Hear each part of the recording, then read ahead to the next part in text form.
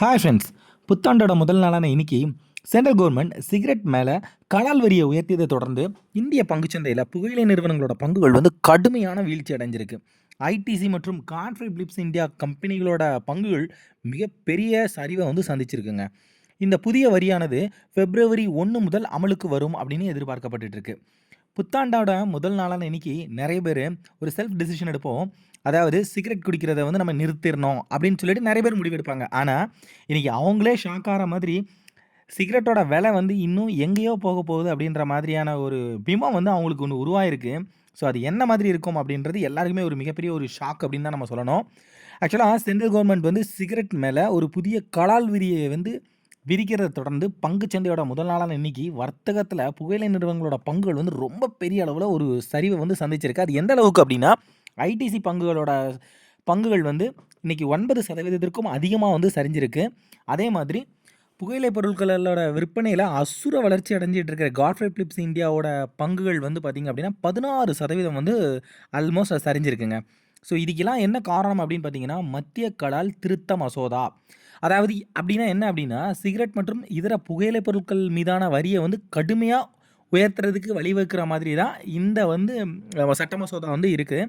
So இந்த மசோதாவுக்கு பார்த்திங்க அப்படின்னா 2025 வருடத்தில் டிசம்பர் மாதத்தில் இதுக்கு பார்லிமெண்ட் ஒப்புதல் அளிச்சிருக்காங்க. இது சிகரெட் மற்றும் புகையிலை பொருட்கள் மேலே இருக்கிற வரியை மொத்தமாகவே மாற்றி அமைக்கிற மாதிரியான ஒரு ஐடியா இருக்குங்க. ஏற்கனவே 40% ஜிஎஸ்டியோட கூடுதலாக சிகரெட்கள் மீத இந்த கலால் வரியும் விதிக்கப்படும். இது சிகரெட்டோட நீளத்தை பொறுத்து 1000 சிகரெட்களுக்கு 2050 இருந்து 8500 ரூபாய் வரையிலும் இந்த கலால் வரி இருக்கும் அப்படிங்கிறது தான் இதோட ஹைலைட்டு. ஸோ அதாவது இதோட அடிப்படையில் என்ன ஆகும் அப்படின்னா 18 ரூபாய்க்கு விற்ற ஒரு சிகரெட்டோட விலை கண்டிப்பாக 72 ரூபாய் வரைக்குமே உயர்றதுக்கான வாய்ப்புகள் இருக்குது அப்படிங்கிறது தான் இதில் ஒரு மிகப்பெரிய ஒரு விஷயம். ஆனால் அது எந்த அளவுக்கு உயரும் அப்படிங்கிறது தெரியல. ஆனால் கண்டிப்பாக ரேட் இப்போ இருக்கிறதுல இருந்து அதோட விலை சில மடங்கு மேலே ஏறலாம் அப்படிங்கிறது தான் எதிர்பார்ப்பு இருந்துகிட்ருக்கு. ஏற்கனவே இப்போ இருக்கிற சிகரெட்டோட மேலே இருக்கிற வரியிலே பார்த்திங்கன்னா சில்லறை விற்பனையிலேயே சுமார் 53% இப்போ இருக்கிற விலையில் இருந்துகிட்ருக்கு. இப்போது அந்த வரி கூட கூடுதலாக நமக்கு புதிய கலால் வரியும் சேரும்போது சிகரெட்டோட ரேட் கண்ணா பின்னான்னு ஏறுறதுக்கான வாய்ப்புகள் அதிகமாக இருக்குது நண்பர்களே.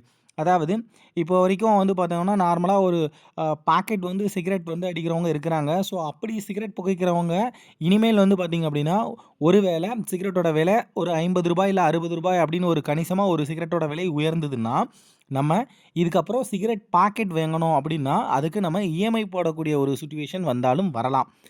அதுவே மாதம் நான் டெய்லி ஒரு பாக்கெட் அடிக்கிறேன் அப்படின்னு சொல்லிட்டு அதான் நம்ம இருக்கிறோம் அப்படின்னு நண்பர்களாக இருந்தார்களான்னா அவங்க கண்டிப்பாக இஎம்ஐக்குன்னு இஎம்ஐ மூலமாக தான் ஒரு சிகரெட் பாக்கெட்டே வாங்கக்கூடிய சூழ்நிலை உருவாகலாம். அப்படி இல்லைன்னா அவங்களோட பட்ஜெட்டில் கண்டிப்பாக சிகரெட்டுக்குன்னே ஒரு அமௌண்ட்டை கண்டிப்பாக ஒதுக்க வேண்டிய ஒரு சூழ்நிலை இருக்கும் நண்பர்களே. அதனால் இப்போ என்னென்னா எல்லாருமே பழைய கலாச்சாரத்தை நம்ம நோக்கி அப்படி போகிற மாதிரி மேபி சிகரெட்டோட விலை கணிசமாக உயர்ந்தது அப்படின்னா இளைஞர்கள் பழையபடி பீடி புகைக்க ஆரம்பிக்கிறதுக்கான வழியை வகுக்கிறதுக்கும் வாய்ப்புகள் இருக்குது நண்பர்களே. எது எப்படியோ ரேட் கவர்மெண்ட் ரேட்டை கூட்டினாவது நம்ம சிகரெட் புகைக்கிறத எல்லோரும் நிறுத்துவாங்களா அப்படின்ற ஒரு நோக்கில் பண்ணுறாங்க. ஆனால் இப்போது இது என்னென்ன விளைவுகளை ஏற்படுத்தும் அப்படிங்கிறது தெரியலை. இதுக்கப்புறம் அது என்ன மாதிரி இருக்க போகிறதுங்கிறதும் தெரியல. பொறுத்திருந்து பார்க்கலாம் நண்பர்களே.